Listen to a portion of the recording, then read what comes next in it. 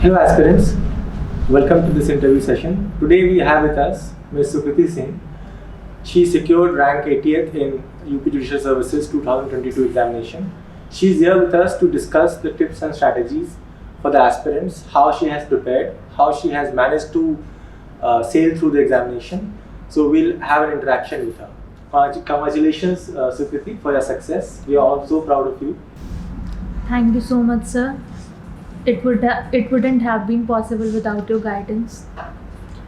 Sukriti, tell us something about the prelims preparation, how you started the preparation for prelims and what kind of strategies you adopted for preparing for prelims examination. So prelims के लिए सबसे important bare act reading होती है। तो sir मैंने bare act को cover to cover पढ़ी है, सारी बेयर एक्ट्स, क्योंकि सर अब का पैटर्न थोड़ा चेंज हो रहा है। अब सारे सिर्फ इम्पॉर्टेंट चीज़ें नहीं आती हैं, बहुत सारी कुछ अनप्रडिक्टेबल पोर्शन से भी आ जाता है। तो सर हम लोग सारे cover to cover bare act पढ़ते हैं।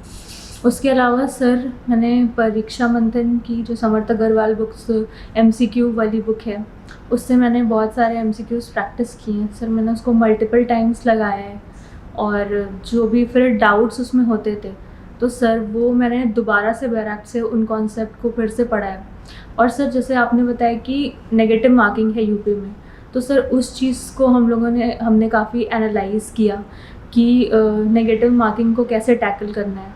सर इसमें लॉ के पेपर में नेगेटिव मार्किंग का वेटेज भी ज़्यादा है, 0.66 की नेगेटिव मार्किंग है। तो सर 2 मार्क्स मिल भी रहे हैं लेकिन 0.6 कट भी रहे हैं। तो सर ये चीज़ ध्यान में रखें कि हम कितना इसमें स्कोर कर लें और नेगेटिव मार्किंग भी बहुत ज़्यादा ना हो और स्कोर भी ज़्यादा हो। तो सर ये वाली स्ट्रैटेजी भी रही है, क्योंकि प्रीलिम्स का कट ऑफ अब ये भी चीज़ अनप्रेडिक्टेबल हो रही है प्रीलिम्स के कट ऑफ में। तो सर बेयर मिनिमम की जगह अब मेरी स्ट्रैटेजी ये थी कि सर मैं मैक्सिमम ले आने की कोशिश करूँ लॉ में, स्पेशली क्योंकि जीके का सिलेबस बहुत वास्ट है और वो अनप्रेडिक्टेबल भी है। लॉ आपका उसका सिलेबस लिमिटेड है कि बेयर एक्ट से ही आएगा या केस लॉज ही आएंगे उसमें। तो सर वो चीज़ आप बहुत अच्छे से कर सकते हैं। तो ये चीज़ मैंने रखी थी कि मुझे लॉ में तो 300+ लेके आना है।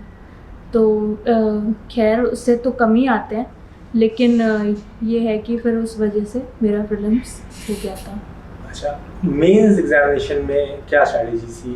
किस तरह से आंसर राइटिंग प्रैक्टिस किया या किस तरह से अप्रोच किया कि मैक्सिमम मार्क्स स्कोर कर सके मेंस में, और प्रिसाइसली टाइम पे क्वेश्चंस को कंप्लीट करके पेपर भी कंप्लीट हो जाए, ये कैसे इंश्योर किया?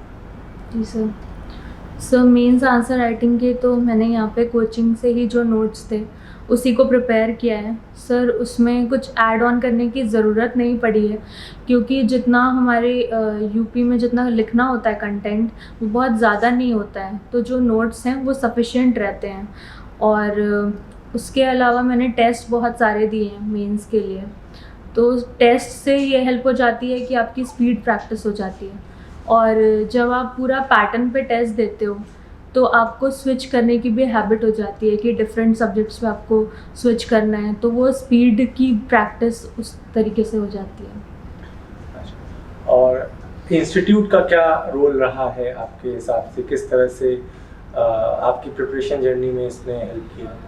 जी सर मैं अपने घर से फर्स्ट जनरेशन लॉयर हूँ, तो सर मुझे कोई फैमिली से इतना गाइडेंस है नहीं।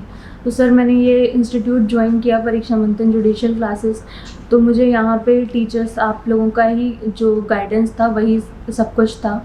सब प्री मेंस और इंटरव्यू तीनों स्टेजेस पे आपने मुझे थ्रू आउट गाइड किया है। 1-to-1 मेंटोरशिप भी मिली है और क्लासरूम लेक्चर्स, नोट्स और इंटरव्यू मॉक्स, सर सब कुछ बहुत ही डिटेल्ड तरीके से मुझे पता चला। एकदम सारी छोटी सी छोटी डिटेल कि कैसे इंटरव्यू में बैठना है या फिर क्या फेशियल एक्सप्रेशन रखना है, सर हर एक डिटेल तो मुझे यहीं से पता चली है, उसी की वजह से मैं सिक्योर कर पाई हूँ।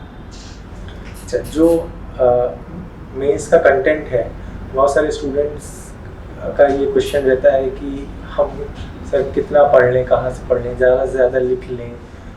तो ये कैसे इस एंजाइटी को कैसे ओवरकम किया कि ज़्यादा से ज़्यादा लिख लें, ज़्यादा केसेस लिख लें, और मार्क्स सिक्योर कर लें। क्या ये इतना इम्पोर्टेंट है या ये स्ट्रैटेजी सही है कि हम ज़्यादा से ज़्यादा पढ़ लें? रेलिवेंसी कैसे इंश्योर की है आंसर्स में? सर ये चीज़ तो जैसा आपने बताया कि स्टूडेंट्स में ये डाउट होता है, मेरे में भी था, मुझे था ये शुरू में डाउट कि जितने नोट्स ये हैं ये सफिशेंट हैं कि नहीं हैं, या सिर्फ बैराक रीडिंग से होगा कि नहीं होगा। तो सर ये चीज़ है कि कंटेंट यहाँ पे जैसे आशीष सर बोलते हैं कि ये यूपीएससी का एग्ज़ाम नहीं है कि आपको 1000 पन्ने पढ़ने हैं, आपको 100 पेजेस को 1000 बार पढ़ना है। तो सर ये स्ट्रैटेजी होती है कि आप कितना मल्टीपल रिवीजन कर सकते हो। सर मैंने बैराक का कितना रिवीजन किया है उसकी काउंटिंग मुझे नहीं है, और कोचिंग के जो नोट्स हैं वो भी मैंने बहुत बार रिवीजन किया है, उसके मैंने स्केलेटन नोट्स भी बनाए हैं।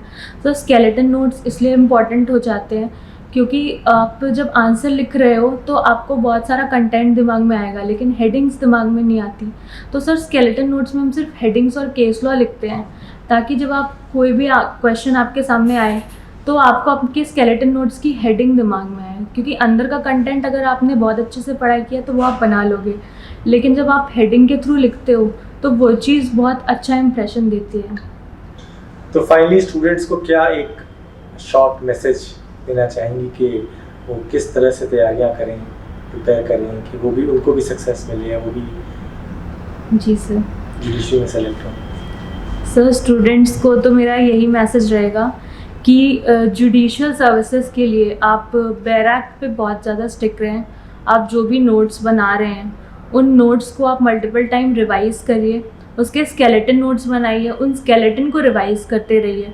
उसके अलावा क्योंकि ये एग्ज़ाम्स जो हैं वो रेगुलर नहीं होते और डेट्स भी अनाउंस कभी बहुत शॉर्ट नोटिस पे होती हैं, तो आपको अपने आप को मोटिवेट रखना भी बहुत ज़रूरी होता है। तो आप अपने आप को मोटिवेट भी रखिए और पढ़ाई भी करते रहिए। Thank you, Sukriti, for sparing your time and guiding the aspirants.